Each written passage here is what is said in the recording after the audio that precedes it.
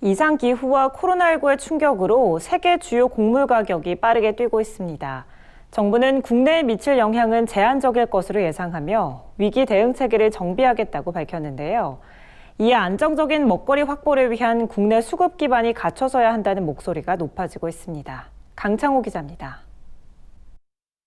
기획재정부는 최근 서울 여의도 산업은행에서 혁신성장 전략, 한국판 뉴딜 점검 및 물가 관계 차관 회의를 열고 국제 곡물 수급 불안이 발생하고 있다고 밝혔습니다. 이날 회의를 주재한 김용범 기획재정부 1차관은 세계 식량 가격 지수가 지속적으로 상승하는 등 국제 곡물 수급 불안 움직임이 감지되고 있다고 말했습니다. UN 식량농업기구에 따르면 세계 식량 가격 지수가 5월 이후 지속적으로 상승하고 있는 것으로 나타났습니다. 세계 식량 가격 지수는 지난 5월 91포인트에서 8월 95.8포인트를 기록했고 10월 100.9포인트까지 높아졌습니다. 밀, 옥수수, 보리 등 곡물 가격 상승세가 식량 가격 지수를 끌어올리고 있습니다.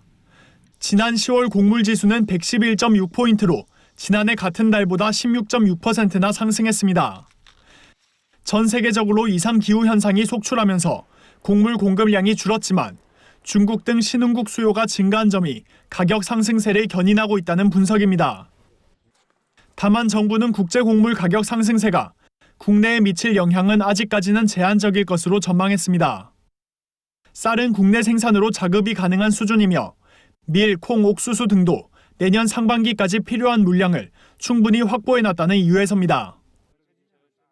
그러며 정부는 국제 곡물 위기 대응 매뉴얼을 토대로 국제 곡물 가격 상승에 체계적으로 대응하며 곡물을 안정적으로 확보하겠다고 밝혔습니다. 전문가들은 국제 곡물 수급 불안이 장기화될 가능성을 감안해 국내 수급 기반 확충을 보다 서둘러야 한다고 목소리를 높였습니다.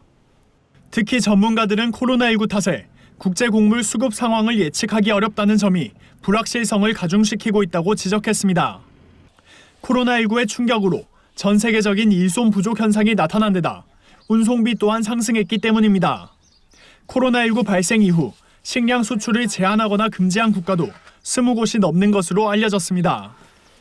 아무래도 지금 사료나 식용곡물 전부 다 가격이 굉장히 높게 형성이 되고 있어서요. 빠르면 1, 4분기부터 늦으면 이제 한 상반기 2, 4분기 들어가는 시점부터 아무래도 식품 물가하고 배합사료 물가는 좀 올라갈 수 있을 가능성이 있죠.